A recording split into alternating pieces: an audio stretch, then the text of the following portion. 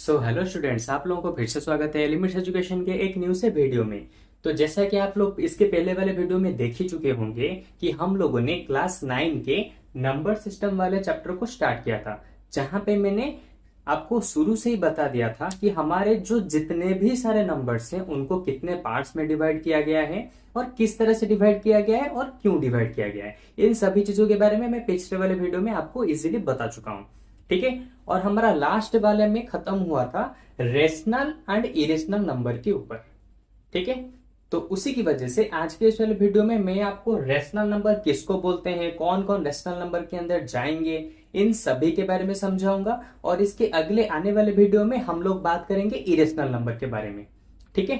तो चलिए सबसे पहले स्टार्ट करते हैं रेशनल नंबर के डेफिनेशन से, जो कि आपके बुक में दिया हुआ है।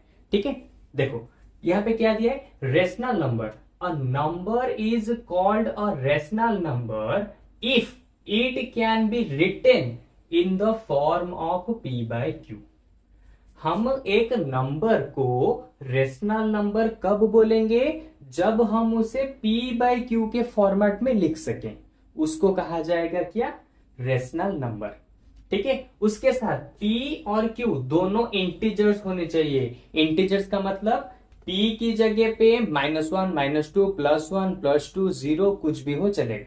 उसी तरह से q भी एक इंटीजर है और इंटीजर में हमें पता है -1, +1, -2, +2 कुछ भी नंबर हम लोग लिख सकते हैं। लेकिन रेशनल नंबर के लिए एक कंडीशन है, q कभी भी 0 नहीं हो सकता, यानी कि डिनोमिनेटर में कभी भी 0 तुम नहीं लिख सकते। ठीक है। अच्छा, ऐसा क्यों होता है बताऊंगा, लेकिन उससे पहले थोड़ा सा मैं तुम्हें बता दूं, रेशनल नंबर को हम डिनोट करते हैं किससे, क्यू से, कैपिटल क्यू से डिनोट किया जाता है रेशनल नंबर को। ठीक है। अच्छा, अब देखो, अब मैं सिंपल से लैंग्वेज में मैं तुम्हें समझाता हूं किस नंबर को रेशनल नंबर कहा जाएगा। मैं बहुत सारे एग्जाम्पल को लेता हूं। मैं पहले लेता हूं 1, फिर -5, फिर 6, उसके बाद 3.5, उसके बाद 15/12। ठीक है। अब देखेंगे इसमें से कौन सा रैशनल नंबर होगा।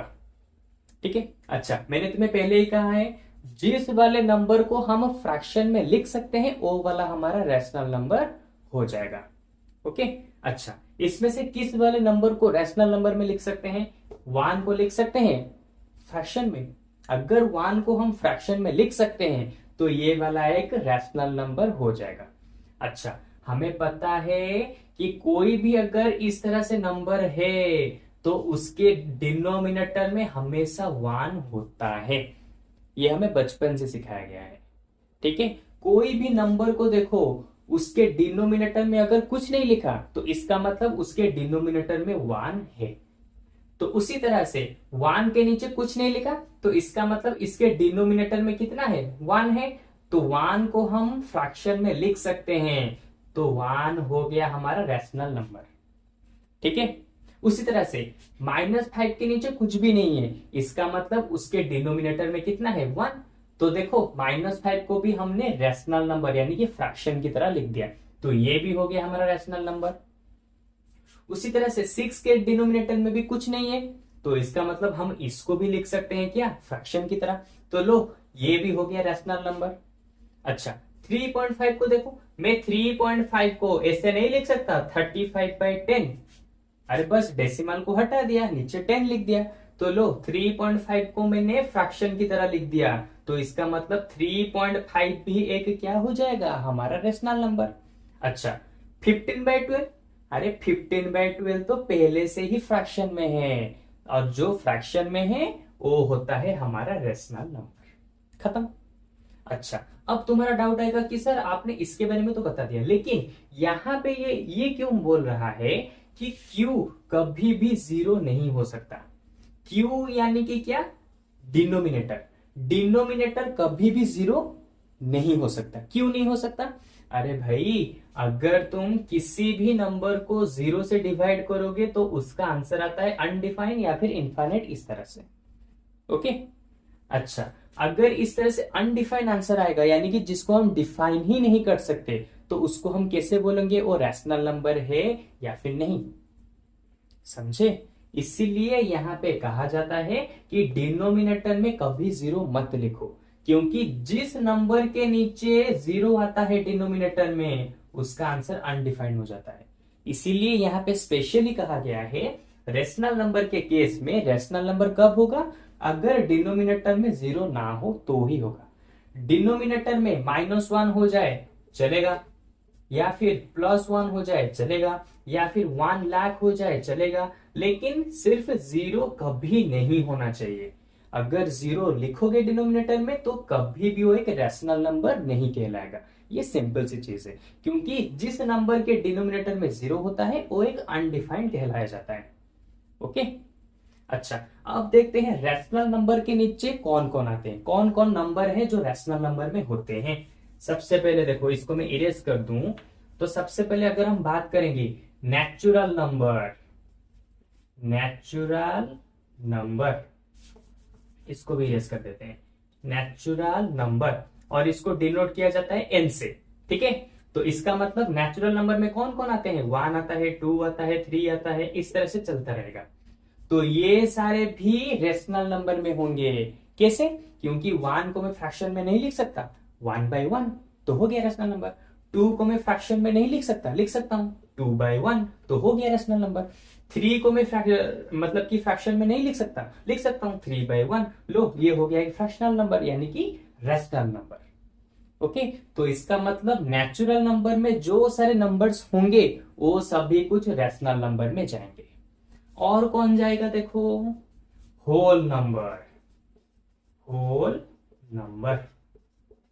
होल नंबर को इंटीजर किस तरह से, होल नंबर को W से डिनोट किया जाता है। और होल नंबर में कौन कौन आते हैं, 0, 1, 2, 3, 4। ठीक है, तो होल नंबर भी रेशनल नंबर के अंडर में ही जाता है। तो होल नंबर में जितने सारे नंबर्स है उन सभी को तुम रेशनल नंबर बोल सकते हो। ठीक है, अब तुम बोलोगे सर हाँ 1 का तो मुझे पता है, मैं फ्रैक्शन में लिख सकता हूँ 1/1, 2 का भी पता है मैं फ्रैक्शन में लिख सकता हूँ 2/2, 3 का भी पता है मैं फ्रैक्शन में लिख सकता हूँ 3/3, लेकिन 0 को, अरे हाँ 0 को भी लिख सकते हो 0/1।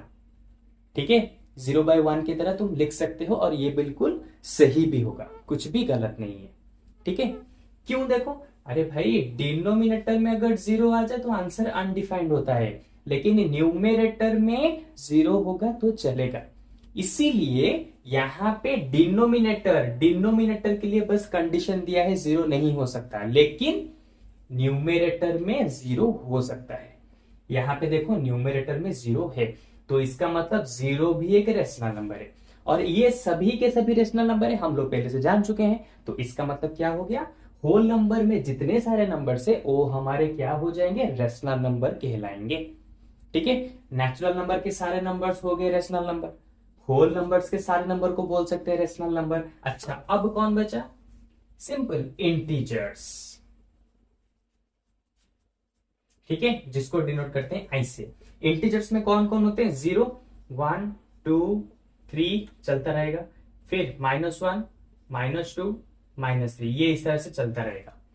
तो इंटीजर्स में जितने भी सारे नंबर होते हैं वो भी रेशनल नंबर कहलाएंगे। कैसे, -3 को मैं फ्रैक्शन में नहीं लिख सकता, लिख सकता हूं -3/1, तो लो -3 को भी मैंने फ्रैक्शन में दिखा दिया, तो -3 भी हो गया रेशनल नंबर। -2 को लिख सकता हूं -2/1, -1 को लिख सकता हूं -1/1, 0 को तो मैं पहले ही बता चुका हूं 0/1, और इन सभी का भी मैं पहले से ही बता चुका हूं, इनको हम फ्रैक्शन में लिख सकते हैं। तो इस तरह से चाहे इंटीजर्स हो, होल नंबर्स हो, नेचुरल नंबर्स हो, वो सारे के सारे नंबर्स हमारे रेशनल नंबर ही कहलाएंगे। ओके, इसके साथ अगर तुम्हें डाउट है कि sir odd numbers, even numbers, वो सारे नंबर्स भी क्या नेचुरल नंबर्स, सॉरी वो सारे नंबर्स भी क्या मतलब कि रेशनल नंबर में जाएंगे, हाँ बिल्कुल जाएंगे। इवन नंबर्स में कौन कौन आते हैं, इवन नंबर्स में आते हैं 2, 4, 6, इस तरह से चलता रहेगा। तो देखो 2, 4 यहाँ पे देखो रेशनल नंबर में नहीं आ रहे हैं, तो इवन नंबर भी हमारे सारे, जितने भी सारे इवन नंबर है वो रेशनल नंबर में जाएंगे, जितने भी सारे ऑड नंबर्स हैं वो भी हमारे रेशनल नंबर ही कहलाएंगे। ओके, तो लो ये रहा हमारे रेशनल नंबर का पूरा कॉन्सेप्ट। हम किस तरह से रेशनल नंबर को डिनोट करते हैं, किस तरह से लिखेंगे, कौन सा नंबर्स रेशनल नंबर के अंडर में जाते हैं, वो सब कुछ मैंने तुम्हें बता दिया। ठीक है, अगर फिर भी तुम्हें इसके ऊपर कुछ डाउट है रैशनल नंबर के ऊपर, तो सिंपली कमेंट सेक्शन में बता दो, मैं इसके ऊपर एक न्यू से वीडियो बना के तुम्हें और भी अच्छे से समझा दूंगा बहुत सारे एग्जाम्पल लेके। ओके, तो आज के वीडियो में बस खत्म हुआ रैशनल नंबर वाला चैप्टर, यानी कि रैशनल नंबर वाला कॉन्सेप्ट। अब इसके अगले वाले चैप्टर में क्या करेंगे, सॉरी अगले वाले वीडियो में क्या करेंगे, इरेशनल नंबर वाले पार्ट को समझेंगे कि इरेशनल नंबर किसको कहा जाता है और वो कितने टाइप्स के होते हैं, कहाँ पे यूज होते हैं, उस सभी चीज के बारे में समझेंगे इसके अगले वाले वीडियो में। ओके, तो आज के वीडियो में बस इतना ही। तो चलो मिलते हैं हमारे एक नेक्स्ट न्यू वाले वीडियो में। Bye bye.